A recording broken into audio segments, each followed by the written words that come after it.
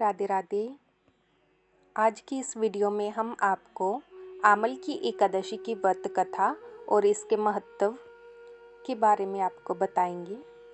आमल की एकादशी 10 मार्च 2025 को रखी जाएगी।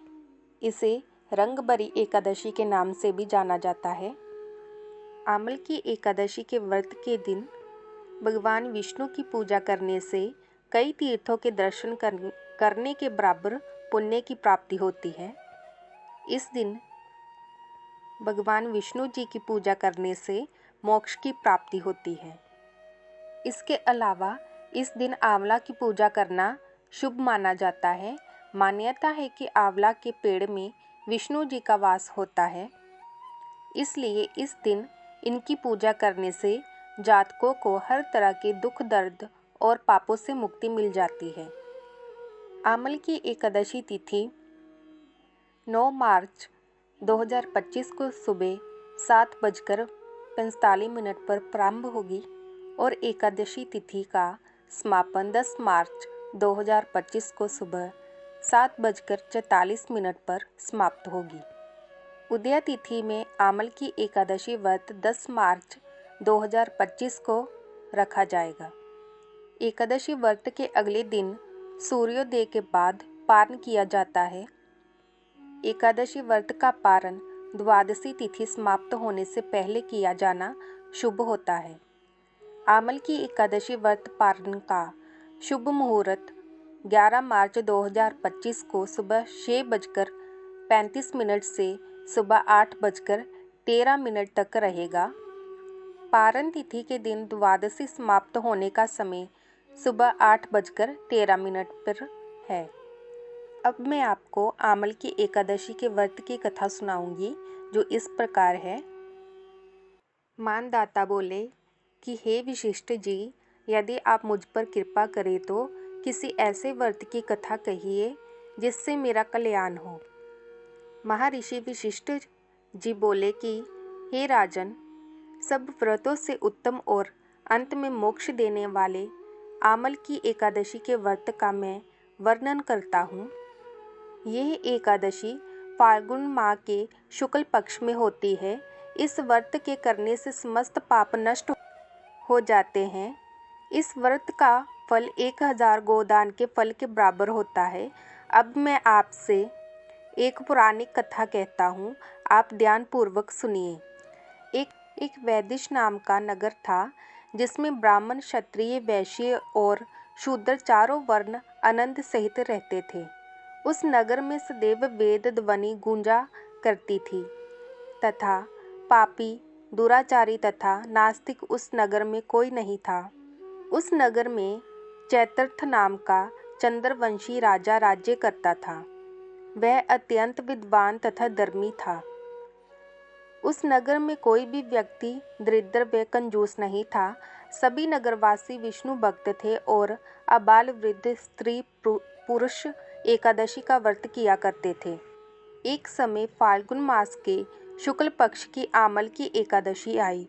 उस दिन राजा, प्रजा तथा बाल वृद्ध सबने हर्षपूर्वक व्रत किया। राजा अपनी प्रजा के साथ मंदिर में जाकर पूर्ण कुंभ स्थापित करके धूप, दीप, नैवेद्य, पंचरत्न आदि से दात्री आंवले का पूजन करने लगे और इस प्रकार स्तुति करने लगे। हे दात्री, तुम ब्रह्मा स्वरूप हो, तुम ब्रह्मा जी द्वारा उत्पन्न हुए हो और समस्त पापों का नाश करने वाले हो। तुमको नमस्कार है। अब तुम मेरा अर्घ्य स्वीकार करो। तुम श्री राम चंद्र जी द्वारा सम्मानित हो, मैं आपकी प्रार्थना करता हूँ। अत आप मेरे समस्त पापों का नाश करो। उस मंदिर में सबने रात्रि को जागरण किया। रात के समय वहाँ एक बहेलिया आया जो अत्यंत पापी और दुराचारी था। वह अपने कुटुंब का पालन जीव हत्या करके किया करता था। भूख और प्यास से अत्यंत व्याकुल वह बहेलिया इस जागरण को देखने के लिए मंदिर के एक कोने में बैठ गया और विष्णु भगवान तथा एकादशी महात्म्य की कथा सुनने लगा। इस प्रकार अन्य मनुष्यों की भांति उसने भी सारी रात जागरण बिता दी।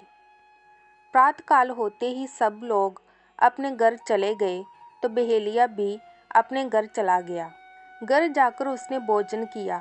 कुछ समय बीतने के पश्चात उस बहेलिया की मृत्यु हो गई, मगर उस आमल की एकादशी के व्रत तथा जागरण से उसने राजा विदुरथ के घर जन्म लिया और उसका नाम वसुरथ रखा गया। युवा होने पर वह चतुरंगिनी सेना के सहित तथा धन दान्य से युक्त होकर 10,000 ग्रामों का पालन करने लगा। वह तेज में सूर्य के समान, कांति में चंद्रमा के समान, वीरता में भगवान विष्णु के समान और क्षमा में पृथ्वी के समान था। वह अत्यंत धार्मिक, सत्यवादी, कर्मवीर और विष्णु भक्त था। वह प्रजा का सम्मान भाव से पालन करता था। दान देना उसका नित्य कर्तव्य था। एक दिन राजा शिकार खेलने के लिए गया। देवयोग से वह मार्ग भूल गया और दिशा ज्ञान ना रहने के कारण उसी वन में एक वृक्ष के नीचे सो गया। थोड़ी देर बाद पहाड़ी म्लेच्छ वहां पर आ गए और राजा को अकेला देखकर मारो मारो शब्द करते हुए राजा की ओर दौड़े। म्लेच्छ कहने लगे कि इस दुष्ट राजा ने हमारे माता पिता, पुत्र पौत्र आदि अनेक संबंधियों को मारा है तथा देश से निकाल दिया है, अतः इसको अवश्य मारना चाहिए। ऐसा कहकर वे म्लेच्छ उस राजा को मारने दौड़े और अनेक प्रकार के अस्त्र शस्त्र उसके ऊपर फेंके।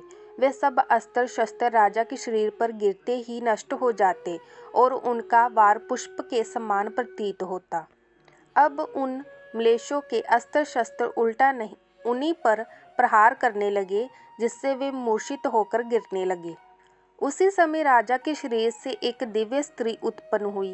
वह स्त्री अत्यंत सुंदर होते हुए भी उसकी भ्रुकुटी टेढ़ी थी। उसकी आंखों से लाल लाल अग्नि निकल रही थी, जिससे वह दूसरे काल के समान प्रतीत होती थी। वह स्त्री म्लेच्छों को मारने दौड़ी और थोड़ी ही देर में उसने सब म्लेच्छों को काल के गाल में पहुंचा दिया।